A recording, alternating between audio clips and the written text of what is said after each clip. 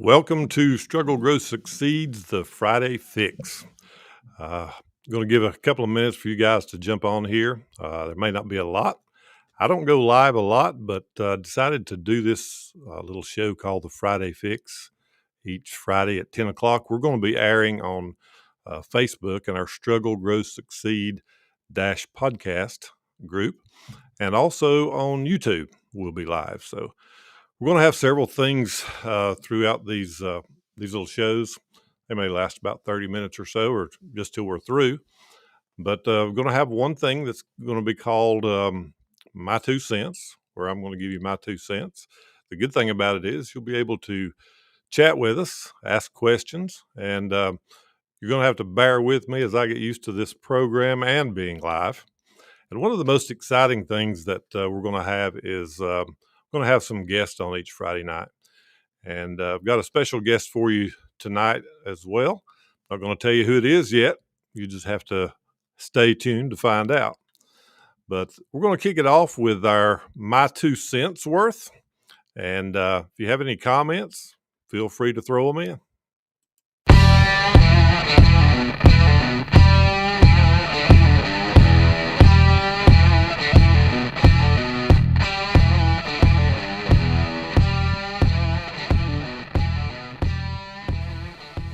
So tonight we're going to talk about faith over failure. Have you ever experienced a time when it seemed that everything you tried failed? Have there been times that you've tried to do good and it seemed that evil was always present around you? Has there been a voice in your ear that tells you, you might as well just give up? Well, let me tell you, you're not alone. You see, that voice speaks in your ear and another voice speaks in your heart.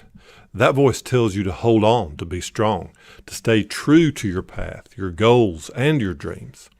It tells you that there is a straight road just beyond the curves, that there is blue sky just beyond the dark clouds. It tells you that there is hope just around the corner. There's nothing wrong with failure, although the voice in your ear tells you otherwise. Failure is just a stepping stone on your path to attainment. Failure means you've tried, or that you are trying to push forward. You just can't stop. No matter how many things go wrong, you must never give up fighting. To push through failure means you have a belief that things will get better for you. It means that you have faith. It means that no matter what storms you face, there is peace and calm just beyond the horizon. Your faith is stronger than your failure. It is the hope that carries you through each day. In order to win and come out on top, you must make sure your thoughts are thinking beyond what you're feeling or what you're going through. You must make sure that the words you speak are words of strength, words of encouragement, and words of power. How can I speak these words when everything around me seems to be crumbling to the ground, you might ask? Well, that's a fair question. You see, the house that is crumbling before your eyes is just that. It is a house. The strength that allows you to speak power comes from the foundation that your house is actually built on. Don't look at the crumbling house and say there's no use. Don't allow what you see to affect what you believe.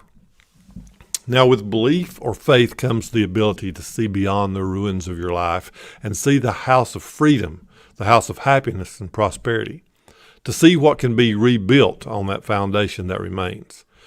Did you ever stop to think that maybe the house that is falling needs to fall? Through all of the turmoil, there are lessons of humility, patience, integrity, and wisdom to be learned. It's because of the change that is taking place in your life, you will be a stronger person. That is why belief or faith is the power over failure. Think about what would happen if you just gave up, threw in the towel and said, I'm done. Your dreams, your goals, and your aspirations would cease to exist. The impact that you would have had on others would vanish. The true reason for your existence would be no more. I want to tell you the story of a donkey and a farmer. There was a farmer who had this old donkey, and he decided that he was just going to go ahead and get rid of it. So he had an old well, and he took the donkey and he threw it down in the well. Well, the donkey just stood there, and he said, this is going to take a long time for this donkey to die.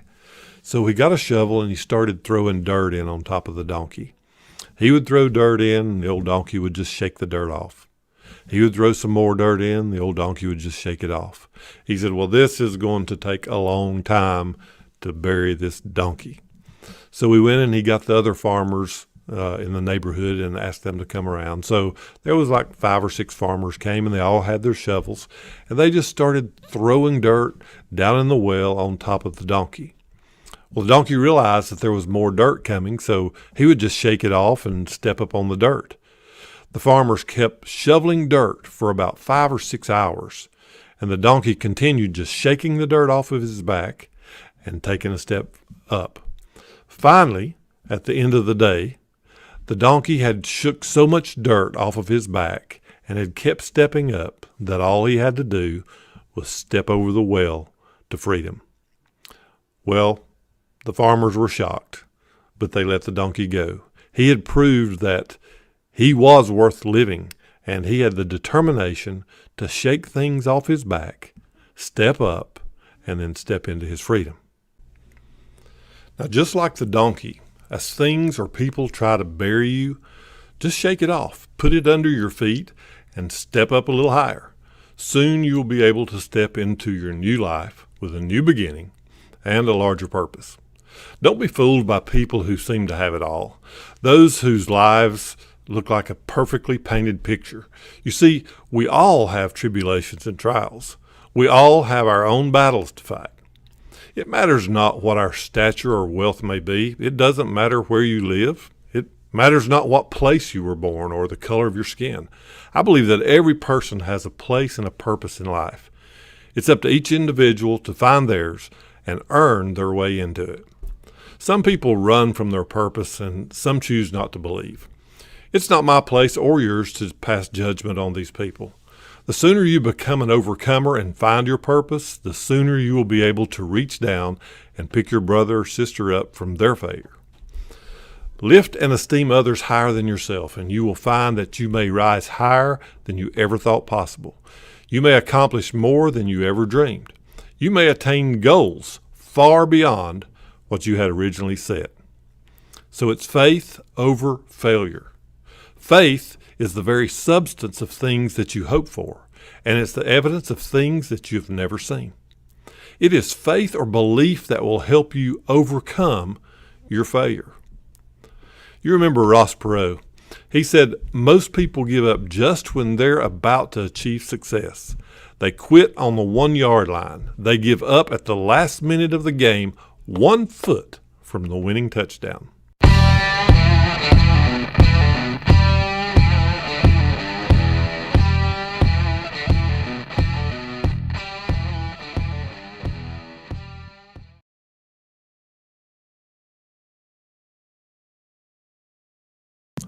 See, I've already made my first mistake. I didn't have my mic on. That was my 2 cents worth. And if you have any comments that you'd like to throw back at us, we'll try to answer whatever you ask. And we're going to move on now to the best part of the show is when I have a guest, because I don't have to talk as much and I don't have to be out here in front.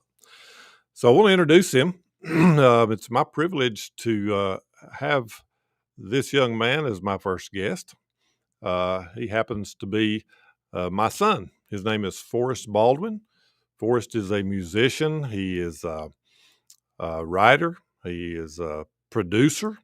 And I'm going to bring him on and just let him kind of introduce himself to you. And I've got some questions for him, so I'm going to throw them at him and see how well he can answer. So I'd like to go ahead and welcome Forrest right now. Forrest, good to have you with us.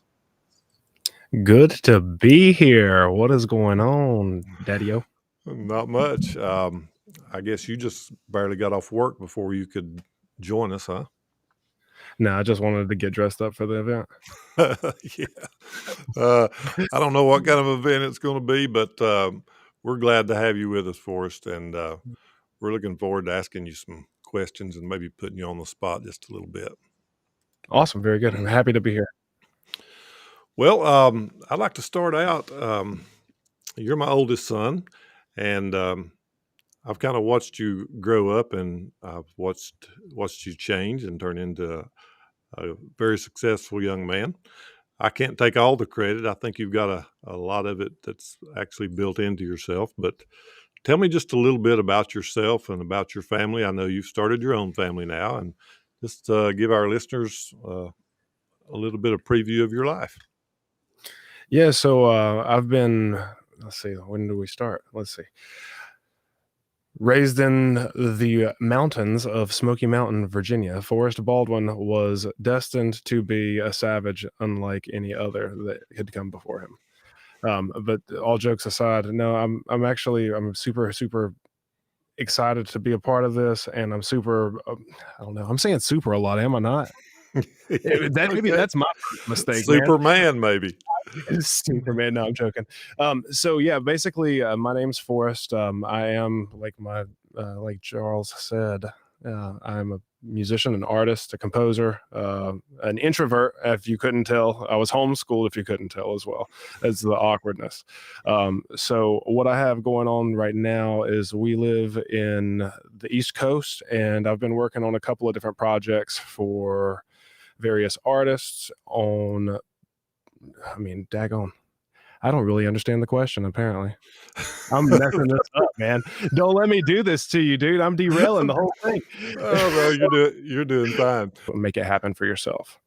Um, so I think that is a very good attribute to have in this day and age, is the want and desire to continue moving forward. And then as far Absolutely. as like, yeah, man. But yeah, the sales side, I must have got it from you. I wasn't sure if I could do it. Honestly, it was pretty scary at times. I know my brother brought me into selling, and I remember telling him, I hate to sell stuff. And he said, well, you don't really have to sell. All you have to do is help people find what they're looking for. And I kind of kept that mentality. And, I was in the car business for many years and just recently retired. And so selling, everybody's a salesperson. No matter Mhm. what you do, you eventually take the skills that you learn from selling, in your case, into your music. And I understand you're trying to build your own business associated with music.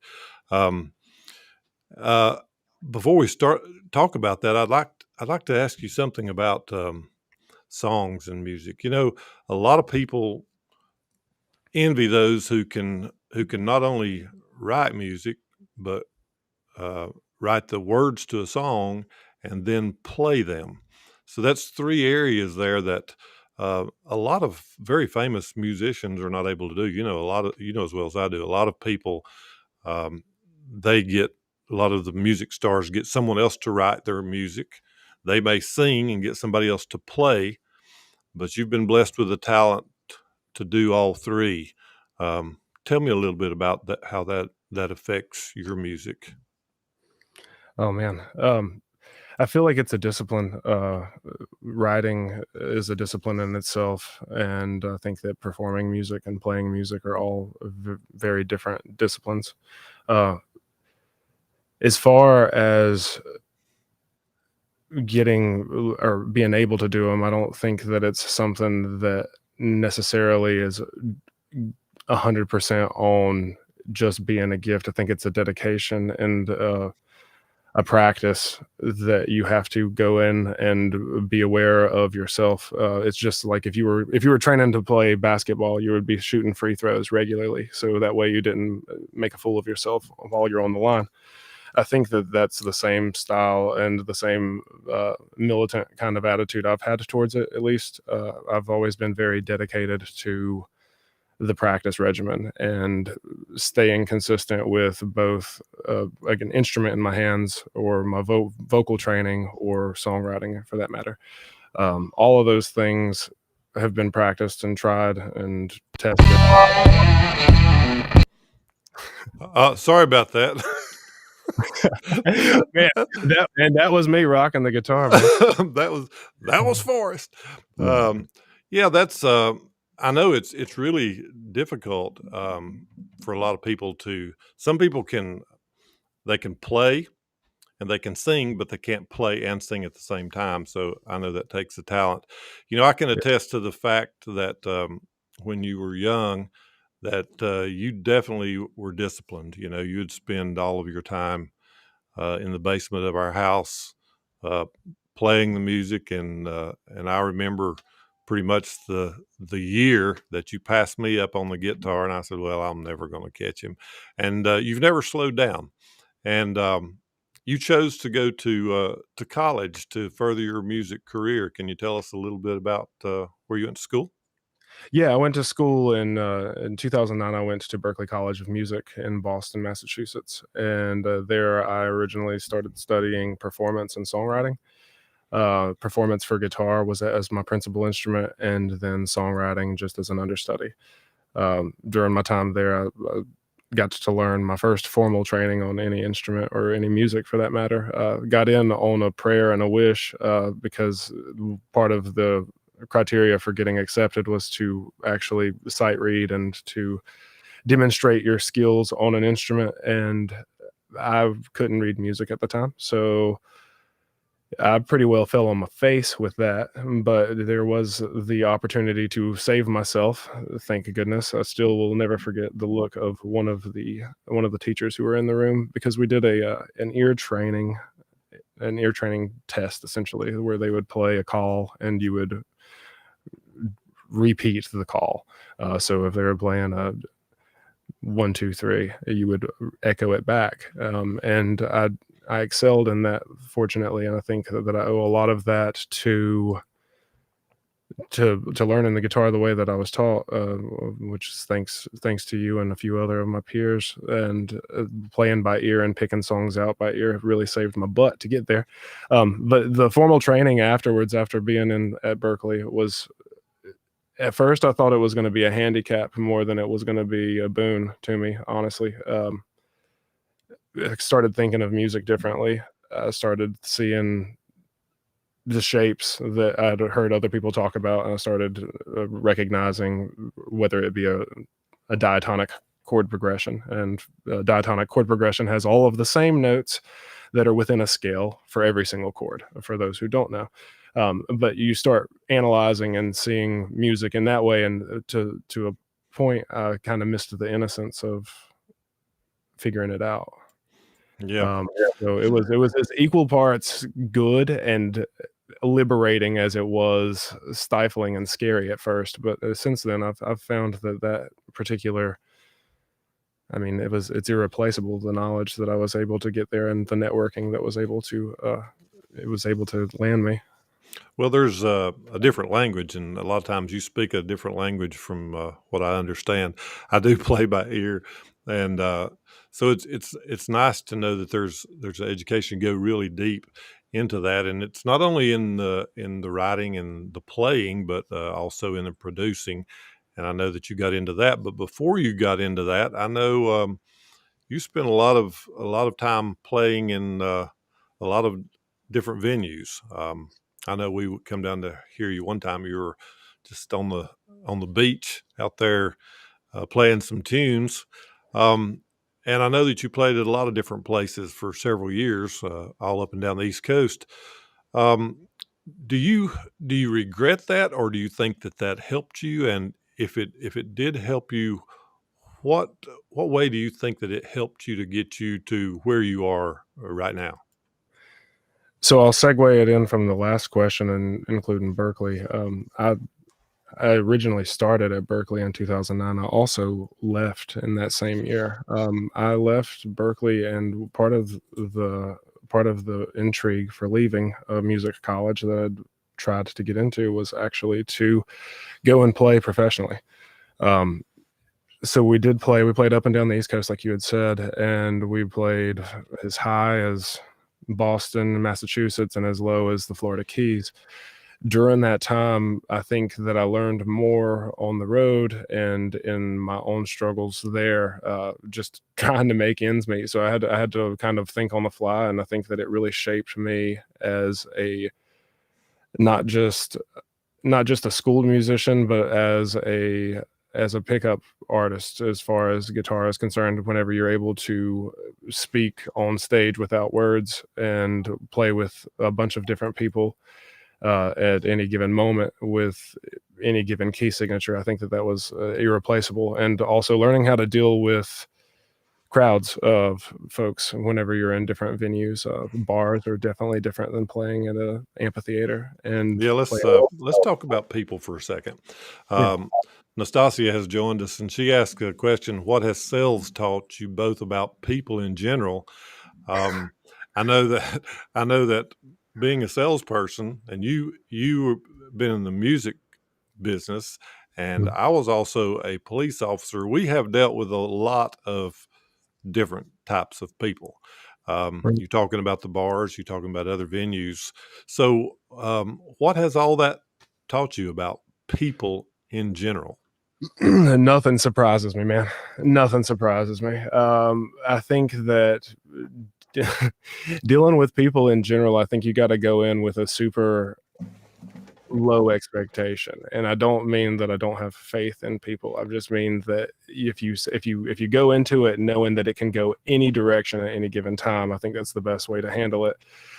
Because 90% of the folks that you'll run into are wonderful human beings, and 5% are great also. And then 4% will applaud you. And then there's 1%, the 1% that you can't account for, who will throw something at you, whether it be a rotten tomato, just like in the old movies, or they'll throw you a curveball in a speech. So like, I mean, what has it taught me about people? It's taught me to always keep my guard up, because you oftentimes never know what kind of questions might come your way, and you've got to be able to answer honestly, and you've got to be able to respond on your toes in a way that is likened to your character. Yeah, I agree with that. I think uh, when the question was asked me, what do you like most about sales? And I would say the people. What do you like? What do you dislike about sales? The people. So it's always the same answer. So you're right. But what it does is it teaches you how to deal with people. And Yeah, I have found, Forrest, and I really believe that people really like to see real. They don't yeah. like fake. I don't like fake. I can watch people on TV or even on Facebook Lives like we're doing now, and it's like you can spot a fake person a mile away. But once you see somebody that's actually real, you start believing them. I think that's where the power is. So. Probably the worst mistake that anyone could make in your business or in my business or in sales in general is to be fake, because fake comes back and it bites you in the butt Yeah. for sure. Um, I guess I would also add that it's taught me that no matter what demographic somebody comes from, I think that we also learn a lot about feeling and empathy for fellow man and woman. I think that that is something that I've learned, that in a dire situation where push comes to shove, at the end of the day, in dealing with the public, you generally will always reach a point of empathy with each other, because at the end of the day, we are 100% just humans, and we're all trying to get through. I think that that's something that I learned. I think before, I went in with a preconceived notion of certain archetypes, looking down at archetypes, and since then it's been, I mean, honestly, everyone is just really out there for each other, and I think that's where we're trying to head towards. I can see a movement in folks, and I think that that's amazing. Yeah, absolutely. Well, let's get back to music just a minute. Now, I know you sang, and by the way, for those of you who are just joining, thank you for joining us on our first Friday Fix. We're going to be coming on every Friday at 10 o'clock, and we have a special guest tonight. His name is Forrest Baldwin, music producer, writer, and artist, and we're just talking a little bit about music. So you went from writing and playing all over the place Mhm. to being interested in actually producing not only your stuff but producing for others. Tell me a little bit about your goals and your aspirations in moving forward in the production of music. So the reason that I landed in production wasn't originally just a choice where I decided to get a microphone and start recording myself. I actually I found a necessity for it because there was a need for I kept writing material and I wanted to get it out. And I was making more material than I was able to afford to go to a studio. So the necessity became apparent that if I want people to hear my music, I need to be able to record it myself to fit my own schedule and my own budget, most importantly. So I started getting into it just for fun, and my I didn't really know what I was doing at first. I don't think anyone really does, but I started to really fall in love with the geeky side of production. And once I realized that it matters to me where the EQ is for lower hertz and where you roll the top end off and the kilohertz, and how much that intrigued me and how it finally visually meant something to what I was hearing out of my ear, I wanted to delve deeper. So I started getting into it and decided to go back to school at Berkeley. And this time I went to kind of to navigate my way into music production and engineering. And there I was able to learn quite a bit as far as the technical sides of music production goes.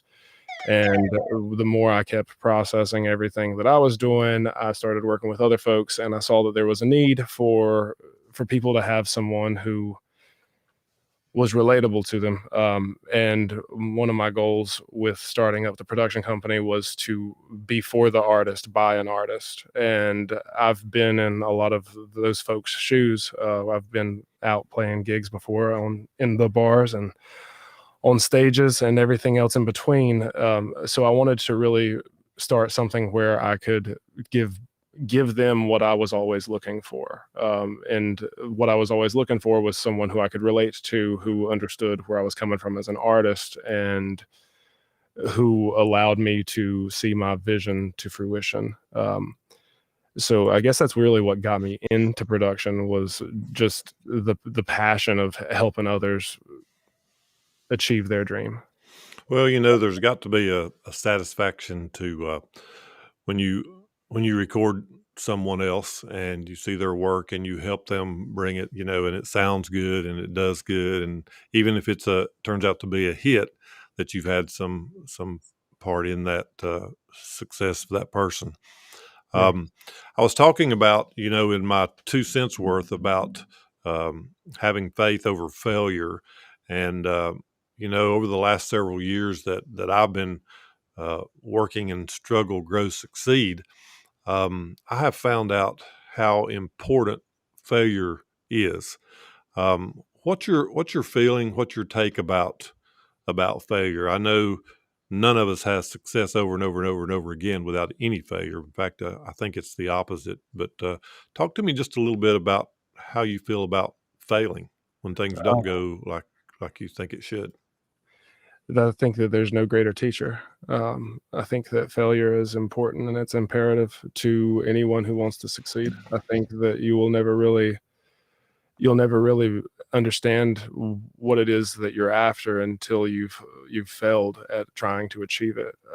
Because it'll tell you a lot of things. It'll tell you if what you're climbing for is worth the climb. It'll tell you how passionate you really are about it. I think that a lot of folks, for example, I'll use an analogy. What's going to happen at the end of the year? People are going to make resolutions, right? And Right. where are they going to go? Where's the resolution's going to go? No, where are they going to go? Right after right after the ball drops, the next day after their hangovers wore off, where do they go? Oh, they go right back to their old habits.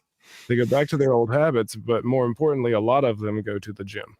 And the gym is a tough place. It's a tough place where a lot of people, you got to sweat, you got to work. It's tough. You can go and you're like, yeah, this is what I want. This is what I want. And you go and you're sore the next day. So you kind of failed at it. So you beat yourself up. And now there's 2 different kinds of people at this point in every single year. There's people who get beat up at the gym for the first week and they go back to their old habits, like you had said. And then there's people who live and chase that pain because they know that there's an end product. So I think of failure in the same sense. I might go and I might feel like I'm failing, but if I hit 70%, I don't have to go 100% all the time, but if I hit 70%, that was good enough. So I think that failure, if you can take it as as a switching as a kid, like if you can take it and learn from that example, I think that you come out a stronger person mentally. I think you come out a very stronger person intelligently as well. I don't know if that's the right Absolutely. word, but I think that that's had my emotions on failure. Yeah. No, failure is the way to succeed, and none of us like to fail. I mean, because it catches you where you're at your worst, and I think it's what happens after that failure that determines the outcome. You know, do you stay down like you were talking about? Do you stay down and quit, or do you push through it? Which is what I call the struggle. You push through it, and when you look behind you, you can say, "Wow, I grew through that," and it makes the next one a little bit easier. Changing gears just a little bit. Yeah, man. Tell me about your future. You can look into your little crystal ball there, and tell me what your plans are for your music. And I know you've told me a couple of things that you want to do as far as the Indian reservation goes and the indigenous people. Tell me just a little bit about where you see yourself in 5 years. Okay. Yeah, for sure. So I started a company called Tribal Sounds, where we specialize, of course, in music production and consultation for artists. And that idea is just kind of the tip of the iceberg. Obviously, like that's what I want to do. I want to help people with music, and I want to help people have their dreams and everything come to fruition, or the best I can, or at least get them to that next benchmark. But the reason that I called it Tribal Sounds and the reason for the logos that I've used is it's all a callback to where I'm from, which is in Western North Carolina on the Cherokee Reservation. And with Tribal Sounds, I hope to do quite a few things for the natives of that land and as well as across the nation. There's a few different projects. The Buffalo Project, I don't know if you're familiar with it, but it's for murdered and missing indigenous peoples. And we have a very, very astronomically high rate of murdered and missing indigenous women and children. And I would like to do as much as I possibly can to help curve that. That's my MO for what I would like to do for people across the United States. So one of my ideas is to go to different reservations and to spotlight the good that is happening on the reservations to hopefully bring a broader audience to the fact that there are still indigenous peoples in America that are hurting, and it isn't being brought to light. And one of my goals is to bring it to light. Very good. Yeah, that's a good, worthwhile cause. We had someone, Jonathan Parker, joined us. Said he loves Native Americans. I don't know if you know Jonathan. Greetings from the Netherlands. Actually, Greetings, my friend. Cherokee tribe is beautiful, and thank you, Jonathan, for joining us from the Netherlands. So, a couple other questions I have for you, and we're excited because at the end of this, you're going to. Hopefully, you're going to play a little tune for us and let some people see some of your talents. Sure, yeah, I'd love You to. can sing as well. Um, what advice? What advice have you got to young people um, who love music? They listen to it all the time, and there's probably a lot of great musicians. I always said that some of the best musicians and singers never get discovered. Right. They're out there, but what advice would you have to someone who's wanting to sing, who's wanting to play an instrument, uh, don't know how to get started, but they really have a passion for it? I would suggest playing and singing as loud and as creatively and as abstractly as you want to, as much as possible. I think that you shouldn't worry about how good it sounds. I don't think that you should worry about fame or fortune. I think that you should make music and art for yourself. I think that that is where it begins. And if you can build that passion and that fire inside of yourself, I think that everyone else will notice, and that fire will continue to burn brighter and brighter. That is my very basic level. I would also say put a camera in front of yourself. If you do want to be noticed, I think that this is the perfect age, and we have all of the tools necessary, whether it be a smartphone. Here's your camera right here. And you can go live. I mean, look at what we're doing. We're going live to the Netherlands. We got Jonathan Parker over here repping. He said wonderful things. Thank you very much. I mean, I think that shows you how powerful this day and age is. So for anyone who is considering picking up an instrument, I highly, highly encourage you. I think that if you are in your later years of life, I think that if you have ever wanted to pick up an instrument, you should. I think that music is therapy, and I think that it helps us. And I think that during times of uncertainty, I think that music brings us together. So I say play the wrong notes, and I say play the right notes, but just play and let what you want to be, and don't worry about what anyone thinks about it. Just make music for yourself. I love that. Play the right notes and play the wrong notes. It doesn't matter. Just play. Yeah. Good advice. And my youngest son, Keller, you've definitely inspired him. And he said, I want to be one of Forrest's students. So you may have a younger student coming on soon. Nice. Sorry about my phone. It goes off with notifications. So it's just what the do is. But you got to get an air horn. An air horn will work great.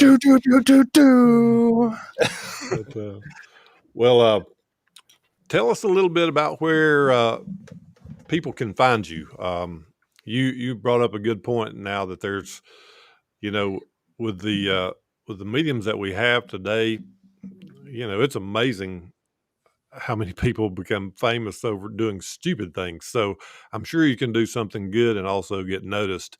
Where can people find you if they want to learn more about tribal sounds and what you do? Where could they find you at, Forrest? Yeah, so we just we started up a YouTube channel. So if you went over to YouTube and you type in tribal sounds, you'll have to scroll past like 3 or 4 videos that someone uploaded of like native flute music. But if you scroll past those 3 or 4 videos, you'll see a logo which looks like a hawk in tribal print.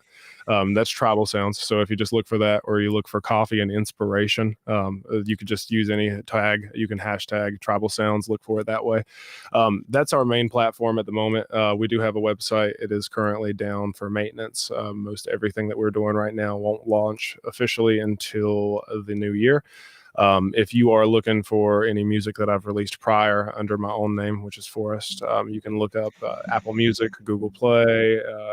You can do anything, any streaming service that you prefer. You can definitely search that up. Just type in Forrest Baldwin with 2 R's, Forrest like Gump, Baldwin like the brothers, and you can just type that into Google and you'll find a plethora of stuff I've done through the past. But if you are interested in hearing some blues and jazz, I do have one of my records still available. It is called God, Guns, and Firewater, and it is available on all of the streaming platforms. Until then, I think that home for Tribal Sounds will live on its own website, and we will be doing our YouTube channel as well as a Patreon come the new year. Great. Well, there's a lot of places to find you, and well, I want you to grab your guitar while I run my mouth here just a second. We're going to get Forrest to play us a little tune before we sign off, but just want you to be sure and subscribe to our YouTube channel and go hit Forrest. I think you've got a goal, don't you, Forrest, of 100? Yeah, I'm trying to. I would love to get to 100 subscribers by the end of October. If you can help my YouTube channel get there, like we'll do the reverse role. I'll have Charles on live with Tribal Sounds, and hopefully that'll get. We're going to do that anyways, but I mean, we'll do it faster if you get to 100. That'd be awesome. Yeah, the only rule to that is if you subscribe to him, you got to subscribe to me.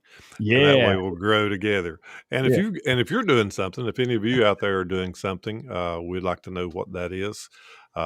This is a Friday fix. The reason we're coming to you on Friday, we're hoping to wind your week down, whether it's been in work or at school. and to help you have set you up for a good weekend. So you can find us on StruggleGrowSucceed.com. We've got a website, also YouTube, Struggle Grow Succeed with Charles Baldwin. And then we've got several Facebook groups that you can just search Struggle Grow Succeed. I pretty well own that. Nobody else put those three words together, so it's easy to find us there. They struggled. That's true. They didn't stick it out, dude. You grew and you succeeded. Just kept on going. Okay, awesome. I'm going to shut up and turn my mic off so you guys can listen to Forrest just a minute, and we'll be back on. So here's Forrest Baldwin. I'm going to switch microphones for you guys. It probably sounds like I'm in a hallway.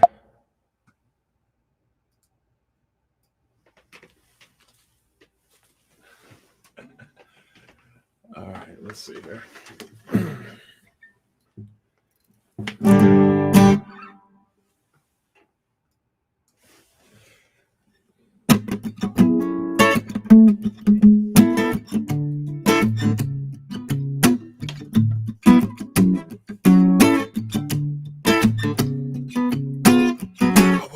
This morning with the moon shines still by my bed, I've been trying to quench this thirst, so I drown myself instead. I can't seem to take it easy when hard liquor's all I know. With each sip I'm getting sicker. Better fill up quicker, they can take a trip back to the store. When I see the light in about 13 days, call me Stevie Wonder. Ain't no superstition gonna get in my way. No, no way, no. Somebody call a taxi. Tell her I need to pick me up.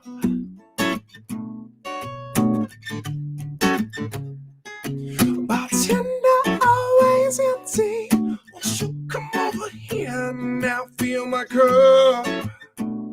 Fill my cup, no. And take me to the water. Take me to the water. Take me to the water. So I can drown my sorrows. Drown my sorrows away. Oh, my sorrows away.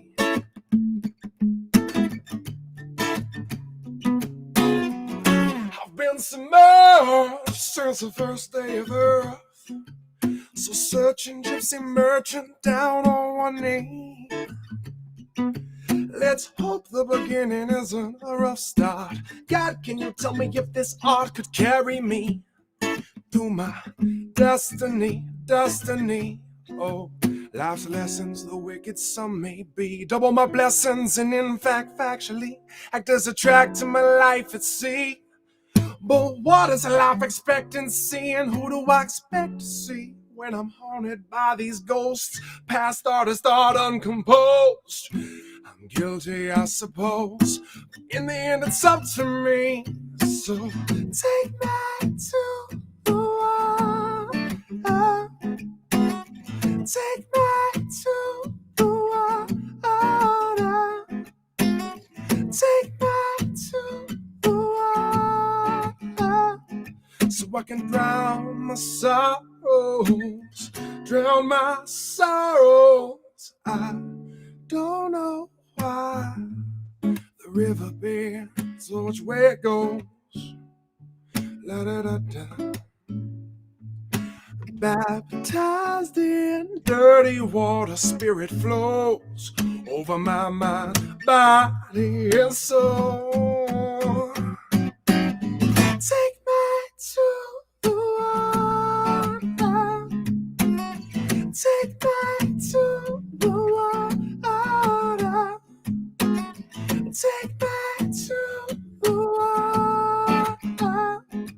so I can drown my sorrows. Take me to the water.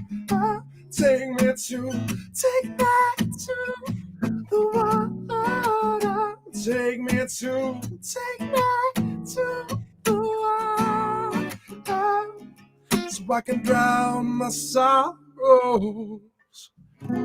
Drown my sorrows away.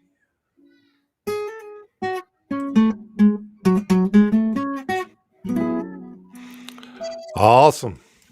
Good job. Good job. And I guess that's one of the songs that you wrote, correct? Boom. Yep. That one's straight from God, Guns, and Firewater. So it's called Take Me to the Water. Awesome. Sounds great. Well, like Forrest was telling you, if you'd like to hear more of that, are you still on Reverb Nation? You still have anything? I actually, I think you may still be able to find like one of my old pages, but it's antiquated at this point. If you're looking for anything new, like the best place to do is just to go on to Apple Music and type in God, Guns, and Firewater. Okay, got you. All right. Well, Forrest, thanks for spending your evening with us. I know you just got in from work, and I know you're tired, but I'm glad that you took a little time to talk with us and be on our very first Friday Fix. Thank you very much. I was happy to be here. Thank you for having me, and I appreciate the opportunity. And shout out to Jonathan Parker. You've been lighting it up, man. You've been Yes. tearing it up. That's what I'm talking about. I appreciate you stopping in. All right. Well, listen, everybody, thank you for your time. We lasted about 50 minutes. That's pretty good for a live. Look forward to you being with us next week, next Friday. We're going to have another special guest, and we want you to join us for the Friday Fix. I want to leave you with this. I hope you have a great weekend. Get you some rest if you don't have to work this weekend. And I'm going to leave you with a few words that my mother used to tell me every time I'd go out of the house. Remember who you are.